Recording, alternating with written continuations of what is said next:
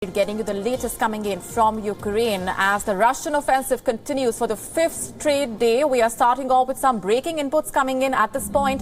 Russia mounting its offensive on the Ukrainian cities. Mass shelling has been reported now in the Ukrainian city of Kharkiv. These latest images showing shelling targeting residential quarters in the city with multiple rocket systems. These are the initial reports that we have. The footage on your screen of the fresh shelling in the residential areas.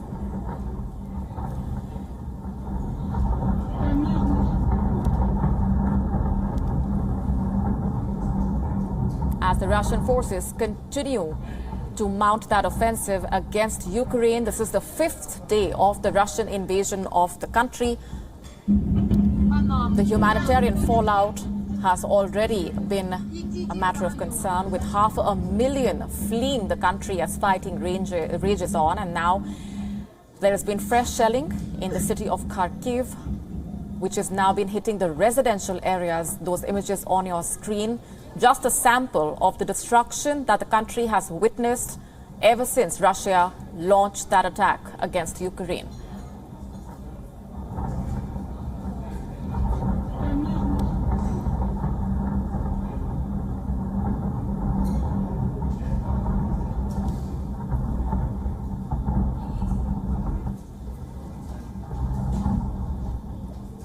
As we continue to get you those images coming in from Kharkiv, just a quick roundup of the latest that we have for you at this point as far as the ground situation is concerned. Major cities, including the Ukrainian capital, Kyiv, Kharkiv, where the images are coming from, as well as Chernihiv, remain under attack from the Russian forces, just to name a few. A government official has said that dozens of civilians were killed in Kharkiv as the shelling continued. Meanwhile, as we continue to get you these images, there are talks that are taking place between Russia and Ukraine.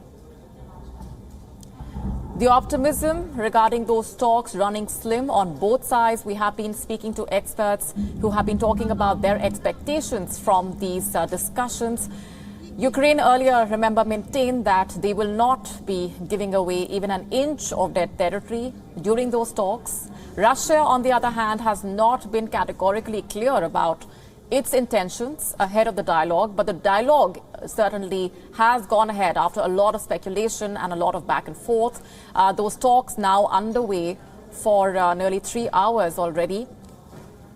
The Ukrainian and Russian delegations meeting after there was speculation about the talks going ahead, and the expectations have been running low. As we await further updates from those talks, this is the latest on the ground. The images coming in from Ukraine, where the city of Kharkiv has witnessed the fresh shelling targeting residential areas. While Russia continues to mount that offensive, the West has sharpened its attack through sanctions and measures that have been announced.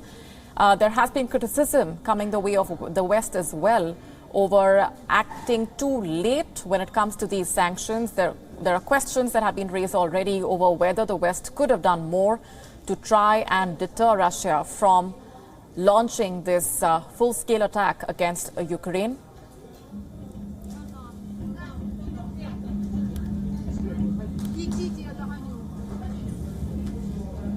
Now, this is the fifth day of the Russian invasion of Ukraine. Let's tell you more about where things stand at the moment. The U.S. State Department has announced that it is suspending operations at the Belarus embassy and has authorized voluntary departure of non-emergency staff from the Moscow embassy. This comes after, late on Sunday, the U.S. asked its citizens in Russia to immediately leave the country via commercial flights. Negotiators for Kyiv and Moscow are holding talks at the Ukraine-Belarus border, but expectations are not high, to say the least. Ahead of those talks, Ukraine said that they aim for immediate ceasefire and withdrawal of Russian troops from the negotiations. In his latest address, the President of Ukraine, Volodymyr Zelensky, has called for Ukraine's immediate accession to the European Union. Responding to his appeal, the European Council chief has said, I'm quoting, there are different opinions and sensitivities within the European Union on enlargement. Heavy street fighting continuing on the ground in Ukraine. Blasts were heard in Kyiv and Kharkiv this morning. And just a short while back, we got you those images from Kharkiv of fresh shelling. A residential building in the northern city of Chernihiv, meanwhile, was hit by a missile. Reports suggesting, meanwhile, that Belarus is preparing to join Russia in its invasion of Ukraine. This comes after the people of Belarus voted for a referendum on constitutional change, as part of which Belarus has voted in favor of giving up its non-nuclear status. We know what does it mean for Belarus to be nuclear. It means that Russia will put nuclear weapons in Belarus. And this is a very dangerous path. The West is strengthening its sanctions against Russia after the attack on Ukraine. Japan has said that it sanctions the Central Bank of Russia for its aggressive actions against its neighbor. With that, Japan has also sanctioned the Belarusian President, Alexander Lukashenko, and other senior officials for their involvement in the Russian invasion.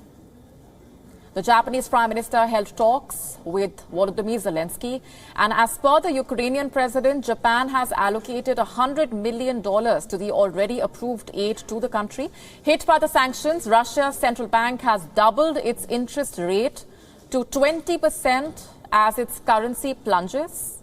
Russia has announced that the Moscow Stock Exchange will remain closed today. The Kremlin, on the other hand, says that Moscow will ride out the economic sanctions and that President Putin is focusing on the economy.